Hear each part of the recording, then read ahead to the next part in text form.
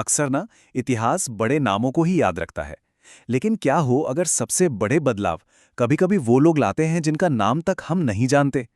आज हम एक ऐसे ही कह सकते हैं गुमनाम हीरो की कहानी में उतरने वाले हैं। एक ऐसा इंसान जिसका असर तो बहुत गहरा था, पर उसका नाम कहीं कहीं खो सा गया। चलिए शुरू करते हैं ये कमाल की कहानी। स्क्रीन पर ये नंबर देखिए, 5,000 से भी ज्यादा। पता है ये क्या है? ये उन हदीसों की संख्या है, यानी पैगंबर मोहम्मद की कही हुई बातें जो सिर्फ सिर्फ एक इंसान ने सुनाई। और वो इंसान थे अबू हुरैरा। वो पैगंबर के सबसे करीबी साथियों में से एक थे और इस्लामी इतिहास की आप कह सकते हैं एक बहुत बहुत बड़ी हस्ती हैं। सोचिए जरा, अबू हुरैरा की विरासत कितनी बड़ी है। उनकी सुनाई हुई हदीसों ने सदियों तक इस्लामी कानून और सोच को एक शक्ल दी है। आज भी उनकी बातें करोड़ों लोगों के लिए बहुत मायने रखती हैं। लेकिन आज की कहानी उनके बारे में है ही नहीं। तो फिर सवाल ये उठता है कि आखिर वो कौन था जो इतने इतने प्रभावशाली इंसान अबू हुरैरा को इस्लाम में लेकर आया। जी हां, ये कहानी उस गुमनाम शख्स की है जिसका असर उसकी अपनी शोहरत से कहीं कहीं ज्यादा बड़ा था। तो चलिए मिलते हैं हमारे आज के हीरो से। इनका नाम था तुफैल इब्न अम्र, और ये कोई आम इंसान नहीं थे। वो अपनी जनजाति के सरदार थे, एक ताकतवर नेता और एक बहुत ही सम्मानित कवि। तुफैल जो थे वो अपनी दोस्त जनजाति के सरदार थे, मतलब एक ताकतवर, प्रभावशाली और बहुत ही समझदार कवि। लेकिन उनकी जनजाति, वो अपनी पार्टियों, शराब और जुए के लिए कुछ ज्यादा ही जानी जाती थी। अब आप सोचिए, ये माहौल उस गहरे रूहानी पैगाम से कितना कितना अलग था जो उनकी जिंदगी में दस्तक देने वाला था। तो होता यह है कि तुफैल एक यात्रा पर मक्का पहुंचते हैं, और जैसे ही वो वहां पहुंचते हैं, शहर के बड़े बड़े नेता उन्हें घेर लेते हैं। क्यों? क्योंकि वो जानते थे कि तुफैल कितने असरदार इंसान हैं, और सच कहूं तो वो डरे हुए थे। उनका सिर्फ एक ही मकसद था, किसी भी तरह तुफैल को पैगंबर मोहम्मद के खिलाफ भड़काना। उन्होंने तुफैल के कान में फुसफुसाना शुरू कर दिया, डराने की कोशिश की। बोले, देखो, उससे दूर ही रहना, उसकी बातों में जादू है, वो परिवारों को तोड़ देता है। अगर तुमने उसकी एक भी बात सुन ली ना, तो वो तुम्हारे और तुम्हारे लोगों के साथ भी वही करेगा जो उसने हमारे साथ किया है। अब तुफैल ने उनकी चेतावनी को काफी सीरियसली ले लिया, इतना कि उन्होंने सच में अपने कानों में रुई ठूस ली ताकि वो इस जादू को सुन ही ना पाए। लेकिन जैसे ही वो काबा के पास पहुंचे, उनकी जो क्यूरियोसिटी थी, जो जिज्ञासा थी, वो उन पर हावी होने लगी। उन्होंने बस एक छोटा सा हिस्सा सुना और बस वो समझ गए। एक समझदार इंसान होने के नाते वो जानते थे कि वो खुद तय कर सकते हैं कि क्या अच्छा है और क्या बुरा।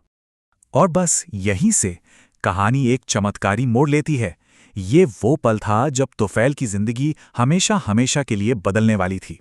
उन्होंने पैगंबर का पीछा किया, उनसे वो पूरा पैगाम सुना, और बस वहीं पर उसी पल उन्होंने इस्लाम कबूल कर लिया। सोचिए, उस समझदार सरदार को किसी और सबूत की जरूरत ही नहीं पड़ी। सच्चाई की ताकत ही अपने आप में काफी थी। लेकिन वो ये भी जानते थे कि अपनी जनजाति को मनाना इतना आसान नहीं होने वाला। इसलिए अपने लोगों के पास वापस जाने से पहले उन्होंने पैगंबर से एक निशानी मांगी, एक चमत्कार, ताकि उनके लोग भी यकीन कर सकें। और उनकी दुआ कबूल हुई। अचानक उनकी दोनों आंखों के बीच एक तेज रोशनी चमकने लगी।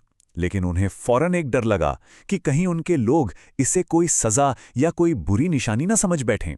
तो उन्होंने फिर से दुआ की, और वो रोशनी वहां से हटकर उनकी लाठी की नोक पर चली गई, बिल्कुल एक लटकते हुए झूमर की तरह उनका रास्ता रोशन करते हुए। पता है, इसी वजह से उन्हें धुल नूर यानी रोशनी वाला भी कहा जाने लगा। लेकिन देखिए, एक चमत्कार भी इस बात की गारंटी नहीं देता कि आपकी लीडरशिप की परीक्षा नहीं होगी। अब हम देखेंगे कि तुफैल ने अपनी सबसे बड़ी चुनौती का सामना कैसे किया, अपने ही लोगों का दिल जीतना। और यकीन मानिए, इसमें हम सबके लिए एक बहुत बड़ा सबक है। तो देखिए, तुफैल ने पहले अपने रुतबे का इस्तेमाल किया। एक सरदार के तौर पर उन्होंने अपनी बात मनवाने की कोशिश की, पर यह तरीका काम नहीं आया। उनके परिवार और सिर्फ एक गरीब चरवाहे के अलावा किसी ने भी उनकी बात नहीं मानी। लेकिन फिर जब उन्होंने अपना तरीका बदला और नरमी और प्यार से बात की, तो नतीजा हैरान कर देने वाला था। 80 से 90 परिवारों ने इस्लाम अपना लिया। अपनी पहली कोशिश नाकाम होने पर तुफैल इतने निराश हुए कि वो सीधे पैगंबर के पास वापस गए, और पता है क्या कहा? मेरे लोगों को बद्दुआ दो। लेकिन पैगंबर ने ऐसा बिल्कुल नहीं किया, बल्कि उन्होंने अपने हाथ उठाए और उन्हीं लोगों के लिए 3 बार दुआ की जिन्होंने उन्हें ठुकरा दिया था। सोचिए, गुस्से और रहम के बीच का कितना बड़ा फर्क था ये। और पैगंबर ने दुआ की, ऐ अल्लाह, दौस कबीले को हिदायत दे, उन्हें मेरे पास ले आ। और फिर उन्होंने तुफैल की तरफ मुड़कर वो सलाह दी जिसने सब कुछ बदल कर रख दिया, अपने लोगों के पास वापस जाओ और इस बार उनके साथ नरमी से पेश आना। और अब हम कहानी के उस हिस्से पर आते हैं जहां सारे धागे एक साथ जुड़ते हैं, और यहीं हमें तुफैल की असली छिपी हुई विरासत का पता चलता है। आपको याद है जब तुफैल ने पहली बार कोशिश की थी? उनके परिवार के अलावा बस एक और इंसान था जिसने उनकी बात मानी थी। एक गरीब अनाथ चरवाहा जिसे कोई खास नहीं जानता था।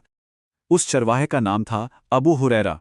जी हां, वही अबू हुरैरा, वो मामूली सा अनाथ लड़का जिसे तुफैल इस्लाम में लाए थे, वही आगे चलकर इस्लामी इतिहास में हदीसों का सबसे बड़ा रावी बना।